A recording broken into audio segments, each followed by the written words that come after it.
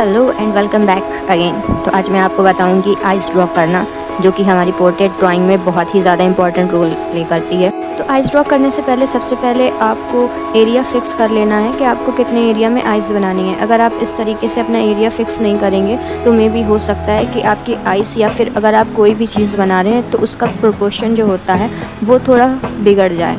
तो अगर आप चाहते हैं कि आपका स्ट्रक्चर जो आप बना रहे हैं वो शेप में रहे तो आपको प्रॉपर उसको लाइंस खींच के एक सेपरेट स्पेस बना लेना है कि मुझे इतने में इस स्ट्रक्चर को बनाना है। देन आइस बनाने का जो आपने स्पेस लिया है उसको आपको स्केल से नाप कर एक बराबर डिवाइडेशन में उसमें लाइन खींच देनी है। ये बेसिकली लाइन हमारी नोज़ की होती है।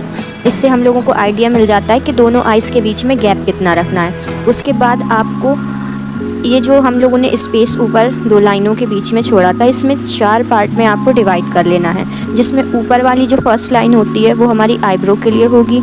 देन सेकंड वाली जो होगी वो हमारे आईलैशेस के लिए होगी, और जो थर्ड वाली हमारी लाइन है वो हमारे आई बॉल्स के लिए होगी, यानी आँखों की जो बीच की पुतलियाँ होती हैं उनके लिए हम वो लाइन रखेंगे। तो अगर आप इस तरीके से मार्जिन लेकर आइस बनाते हैं तो आपकी आइस एकदम फिक्स वे में बनेगी। कभी कभी ऐसा होता है कि आइस बनाते में थोड़ी टेढ़ी हो जाती हैं या फिर उनका फिक्स साइज़ नहीं आ पाता, दूरी मेंटेन नहीं हो पाती। तो अगर आप इस तरीके से नाप कर उसको अच्छे से पार्ट में डिवाइड करके बनाएंगे तो आपकी आइस प्रॉपर शेप में आएंगी और अच्छी बनेगी। तो जिस तरीके से मैंने इसको डिवाइड किया बस आपको भी उस तरीके से करते जाना है। इसके बाद मैं यहाँ पे यूज़ कर रही हूँ सॉफ्ट चारकोल पेंसिल, क्योंकि आइस बनाते में जो डार्क एरिया होता है उसको रिप्रेजेंट करने के लिए चारकोल पेंसिल का यूज़ मैं करती हूँ।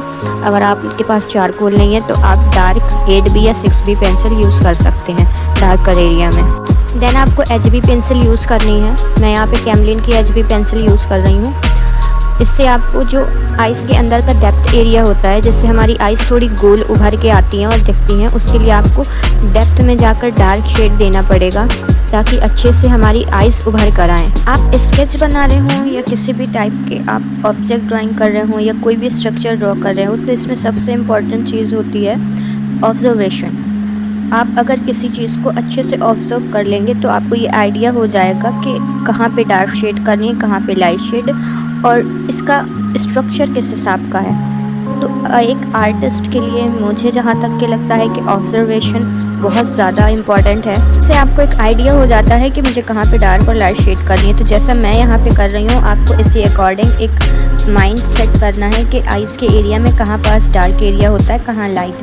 बट आई नो कि सडनली ये चीज़ आप नहीं ऑब्जर्व कर पाएंगे कि कहाँ पे एरिया किस टाइप का है। बट हाँ, अगर आप रियल टाइम